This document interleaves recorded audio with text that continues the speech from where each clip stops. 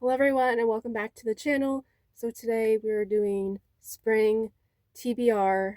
These are spring hopefuls, TBR hopefuls, because I honestly don't know how many books I'm going to get to on this list, but all these books give very strong spring vibes. There's a lot of flowers, a lot of colors, a lot of green.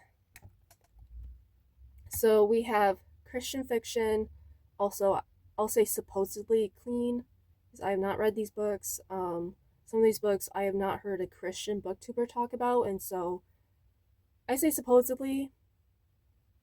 I don't know for sure the content. So Lulu's Cafe by T.I. Lowe. I have not read a T.I. Lowe book before. Sounds like the main character, she has a traumatic past. She goes to a small town, makes a lot of connections. I think this is a romance, I'm guessing. But we have the sunflowers on the cover. There's another T.I. Lowe book under the Magnolias. Very springish cover. There's a girl who has to raise up her siblings. Oh, historical fiction. I thought this was contemporary. This is based in the 1980s. I think T.I. Lowe's books often have heavy topics in them, but are clean. And then I also want to mention this book. I actually have a physical copy of it, but The Pursuit of, it might be backwards, The Pursuit of Elena Bradford. This cover is so springish. If this does not say spring, I don't know what does.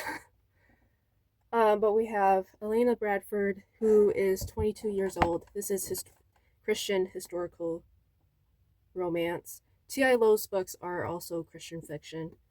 But apparently 22 is old because people are like, hey, where's your husband? And she's like, what? So she meets two men. Wow. Imagine having options. She has two men that she likes and decides between them, I guess. I'm excited to read this one. Very springish. And I want to read this before I turn 23. So I gotta read it this year. Maybe beginning of June, that'd be nice. 100 Days of Sunlight. This feels spring, but I also feel summer, so maybe, read it in June. But our main character goes blind, it sounds like, and then she makes friends with Weston, who doesn't have legs, so there's a lot of disability representation, and it just sounds so cute, so inspirational. I found out about this one through Chantel. Really want to read that one. Between the Shadows, also another one I found out about through Chantel. We got the blue flowers on it, and this is a fantasy book. Not that many reviews on it, so we gotta raise those reviews. I think this is a book she's doing for her reading club thing. I want to say her indie author reading. This is a romantic fantasy.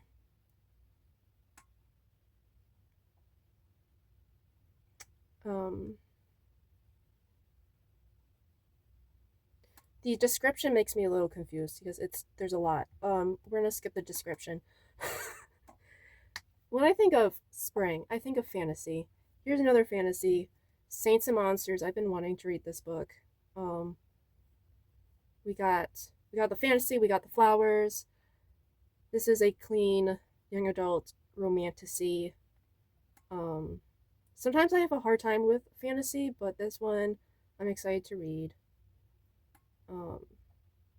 There's a kingdom. You know how it goes. There's a kingdom. There's a dragon, which is a buzzword for a lot of people. The Gardener's Plot by Deborah J. last name. This is a book that I cannot confidently say it's clean because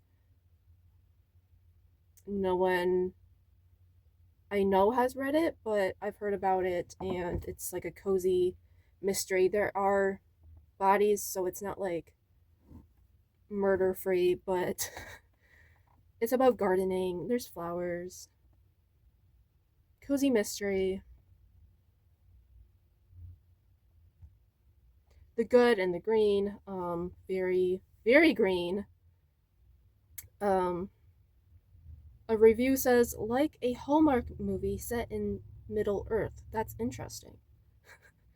This is a fantasy, like a cozy fantasy, with a talking cat, a mysterious vine. Ooh, we got dwarves. Oh, that's why there's elves, there's dwarves. Okay, I see that now. So this one sounds interesting and cute and cozy. Another one I cannot confidently say it's clean, but it's supposedly clean. A Girl Named Ivy. This is a young adult middle grade thriller. Like a middle, alright, a mystery thriller. This one, I'm pretty sure it's clean. I've not heard about it on Christian BookTube, but A Girl Named Ivy. You know, it's very green. There's ivy, so it's springish. Sounds interesting. She has no memories of her past. I love a book with no memories, because you're there and you're like, what's going on? Tress of the Emerald Sea. Oh, I've heard Molly talk so much about this book. It's also very green cover. It's fantasy. Sounds exciting. Um, there's a comparison to The Princess Bride, which is interesting. Spring, I think a fantasy. I've been wanting to read Mark of the Raven, so I feel like this is a good one to read during the spring.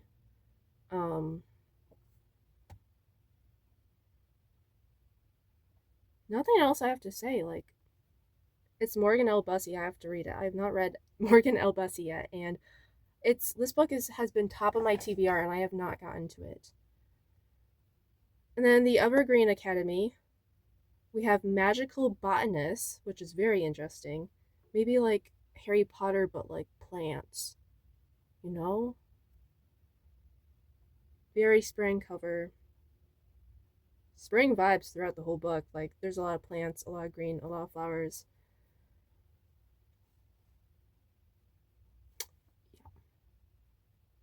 The Memory Garden. This is a contemporary small town Christian novel by Jessica Brody. I had not heard much about this book, but it feels very spring, and our main character has gone through some things, and so she gets a small town a newspaper job at her granny's hometown. Okay, so we got the you're going through things, so let's go to a small town and fix and make some connections. That feels very Hallmark to me. This looks cute though. And then this one is not for me because I don't really read rom-coms, but this one is very spring. It's Love and Bloom, so I was like, I'm gonna include this for people who want to read it. It's a clean romance. Cassidy, she's the one who I heard about this book from. She does a lot of Christian reviews, and recommendations. So, and then lastly, What If We Met in a Bookstore? This one I heard about through Chantel. I don't know if this was a book on her TBR or if she actually read it, but this is. Oh, it says Christian fiction. I didn't think this was. Some people have categorized this as Christian fiction, which is interesting. Fantasy. A bookstore is about to close and she's trying to keep it open as it goes.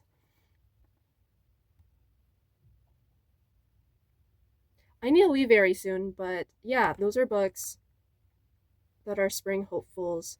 Honestly, might not read that many because I have plans for the rest of spring. So this might be my list for next year, but I wanted to bring to light to all the books that feel and look very spring to get you into the spring mood. I know it's been storming and raining a lot, so hopefully there will be a lot of flowers. I like to give updates as to what I'm currently reading. I'm currently reading Crossfire by C.C. Warrens. I am obsessed with this series. This is a Christian suspense series, and it definitely has heavy topics. It's very intense, so watch out for trigger warnings, but it's very good. I'm also the very end of Capture the Moment by Suzanne Woods Fisher.